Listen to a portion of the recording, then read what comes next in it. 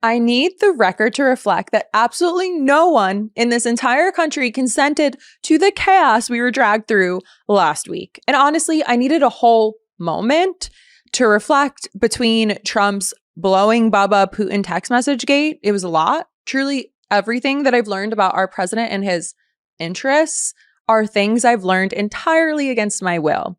And every new detail has personally disturbed my peace. But then somehow today happened. In the most cursed plot twist imaginable, we wake up to even more unhinged footage, new lies, new drama, and Trump doubling down like the universe handed him a script labeled "Make everything so much worse."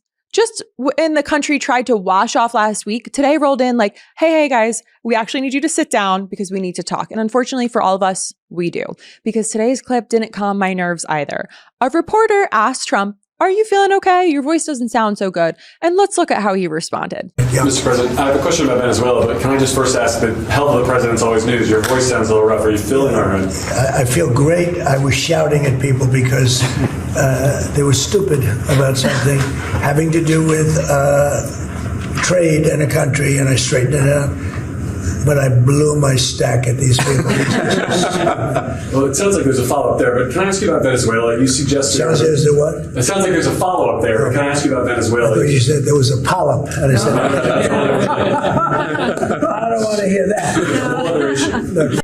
Trump, who has never once stopped to think before he speaks, literally just responded to a lighthearted question about his health and his voice by casually saying, "I blew my stack yelling at people." I'm sorry, sir. You what? You're what? This reporter literally just asked, "Are you okay?" And Trump responds by voluntarily talking about blowing his stack. Ew. I mean, for one, it's impressive how he can redirect literally any question ever into an admission of just being an agent of chaos while clearing up absolutely nothing. But moreover, out of all the verbs and all the nouns available in that lethal vocabulary of his, he went on to say, "blew and my stack." After days of people accusing him of giving Bill Clinton or Ghislaine Maxwell's horse a BJ. He went on and he goes on to say that with a straight face this week of all weeks, an artist in his own way, truly. And speaking of Trump saying things with his whole chest that have no connection to reality, let's move on to the next clip where he claims that an entire foreign prison population was released into the United States and somehow manages to blame Joe Biden for it, of course. So in the case of Venezuela, it's the prison population. Their almost entire prison population was released into the United States. You know what that means? Their prison population was released into the United States, and we're getting it out. We're doing an amazing job. We have a strong border now. We have everything. Our country's doing so well. But what the Biden administration did to our country should never be forgotten. And the single worst thing they did is allow 20 or 25 million people to pour into our country. People from prisons, drug dealers, mental institutions, bad people, gang members, to allow that to happen to the United States, totally unchecked and unvetted, should never be forgotten. So that was Trump claiming that the entire foreign governments in Venezuela have released their entire prison populations into the United States, and that Biden allowed this 20 or 25 million dangerous people to enter into our country. These statements are dramatic, but they are not supported by any credible evidence. And actually, they sharply contradict what decades of data actually shows us about immigration and crime in the US. Despite frequent political claims that immigrants bring higher crime, decades of research consistently show the opposite. Multiple large-scale studies, including analysis of Texas's detailed arrest and national incarceration patterns over more than a century, find that immigrants, both documented and undocumented, commit crimes at significantly lower rates than any U.S.-born citizens. Undocumented immigrants in Texas, for instance, are arrested for violent and drug crimes at less than half of the rate of native-born Americans. And for property crimes, it's about 1/4 the rate. Nationally, immigrants are about 60% less likely to be incarcerated. And that increases in the immigrant population over time, which have not led to corresponding increases in crime. So while there's more immigrants coming in, crime amongst them is not going up by any means. In fact, as the proportion of immigrants in the US doubled from 1980 to 2022, overall crime rates fell substantially, contradicting the idea that immigration drives up criminality. Yet, the narrative that immigrants are criminals persists in our political rhetoric every day because it is emotionally potent and it is politically useful, highlighting rare, high-profile crimes committed by immigrants rather than the overwhelming statistical reality allows political leaders to create fear and justify harsher enforcement and rally voters who feel cultural or economic anxiety around this false narrative. This framing also distracts from the fact that many immigrant enforcement actions target people who have no criminal record at all, as recent detention data shows us. By selectively focusing on extreme cases and ignoring broad empirical evidence, political actors can portray immigrants as threats, even though, again, the data overwhelmingly shows that immigrants contribute to safer, more stable communities, but they would rather talk about the falsehood of fake increases in crime. But misinformation isn't just limited to Trump and whatever his thought of the day is. If you want another example of a politician thriving on drama instead of any reality, look no further. Ted Cruz opened up his mouth today, and somehow he's now teasing a 2028 presidential run. You might be making some news. Axios led its morning newsletter with this headline: Scoop, Cruz eyes 2028 run. Senator Cruz, where are you on that? You know, reporters are going to write headlines that get clicks and get eyeballs. I got a job. It's representing 31 million Texans, and it's fighting every day for 31 million Texans. And I'll tell you right now, the wins we are getting are historic. The one big beautiful bill you were talking about just a minute ago, I was blessed to write major portions of that bill. Okay. Watching Ted Cruz flirt with a 2028 presidential run, it feels like watching a drunk man confidently walk back into an establishment where they were just asked to leave. In his latest stunt, Cruz leans hard into his feud with Tucker Carlson, which is painful because it means we probably have to hear more from both him and Tucker Carlson, my least two favorite people on the planet. And watching them claw at each other like the two biggest assholes in American politics. And it's a lot coming from Cruz, who is, if anyone needs a refresher, the man behind the Cancun situation, the senator who fled his freezing state during a deadly storm, lied about it, blamed his daughters, and then got caught on a returning flight, somehow manifests, and then did the standard performance of, oh, I'm helping people. Look at me with these water bottles. This is the same Ted Cruz who publicly forgave Donald Trump after Trump insulted Cruz's wife, her appearance, and suggested his father was linked to JFK's assassination. Something most people would consider disqualifying on dignity grounds alone. It's also the same Ted Cruz who spent years being mocked online as the Zodiac killer because the internet collectively decided he was awkward and awful enough to fit the joke. And instead of brushing it off gracefully, he clumsily engaged with it and made it even weirder. Cruz has also built a reputation for jumping from one attention-grabbing moment to the next, ranting on his podcast, pretending to be a hardline foreign policy expert whenever convenient, and generally shifting his positions whenever it benefits him politically. So the idea that this is the guy gearing up for a 2028 presidential run by picking a fight with Tucker Carlson is just weird. It's just Ted Cruz doing what Ted Cruz always does, cruising for a bruising, creating drama, hoping it counts as momentum, and somebody mistakes it for credibility. Also, Ted Cruz is the literal worst. Even joking about a 2028 presidential run is too much for this country to process right now in the middle of the Trump Epstein saga. But don't worry, the universe is not done with us yet, because then Dave Portnoy has entered the chat. And I think a lot of people are wondering, how did we get to this point in America, and how do we get back to a place of civility? Because this is crazy. Yeah, so I was doing a pizza review in Mississippi, and a kid came up, F the Jews, threw a bunch of coins at me. So that just happened the other day, recently. You know, I've given it a lot of thought, and I think there's a variety of factors how we've gotten here.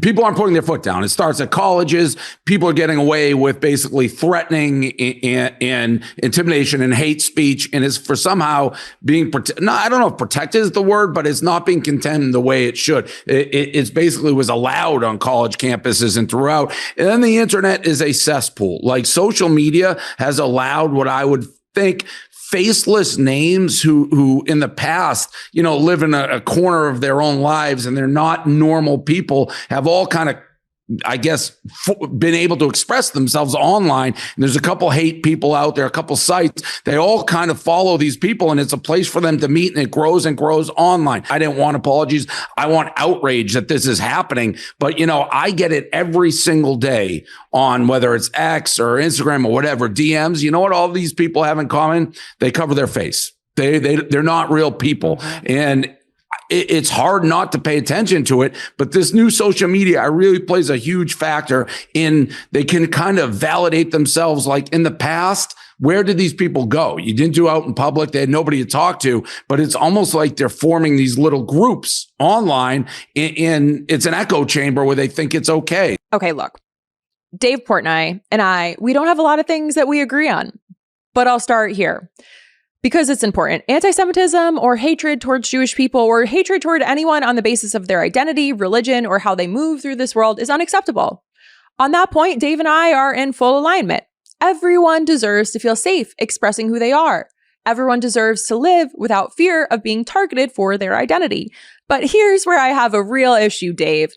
It's hard to take you seriously when you suddenly become a beacon or a defender of against harm and hate only in the moments when you are the one being harmed. Speaking out only when you're the victim is not some sort of righteous leadership. This is just your self-interest here, Dave, and it's completely ignoring the culture you've created. You've spent years shaping Barstool because, let's be honest, Barstool didn't just appear in a vacuum. You created a brand that thrived on cruelty, mockery, punching down, and manufacturing outrage for clicks.